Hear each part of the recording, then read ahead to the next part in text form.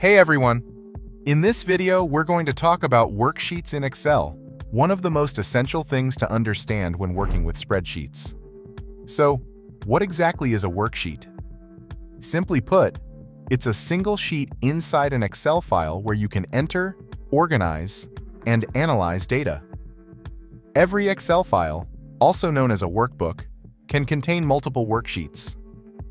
For example, let's say you're an accountant and need to track your company's revenue for each month. Instead of creating separate Excel files, you can use just one file for 2025 and create a worksheet for each month. When you open a new Excel file, you'll see a default worksheet named Sheet 1. If you need to add a new worksheet, just click the plus button next to the existing tabs. To rename a worksheet, simply double-click its name or right-click on it, select Rename, type a new name, and hit Enter.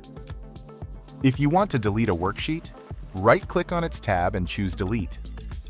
You can also move or copy a worksheet. The easiest way is to click and drag the Worksheet tab to your desired position.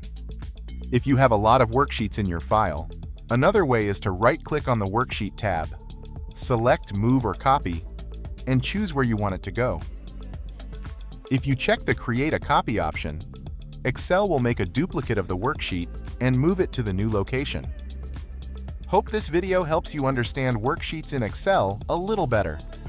If you found it useful, don't forget to hit like, subscribe to Easy Tech Steps, and turn on the notification bell so you won't miss any upcoming tutorials. Thanks for watching, and I'll see you in the next one.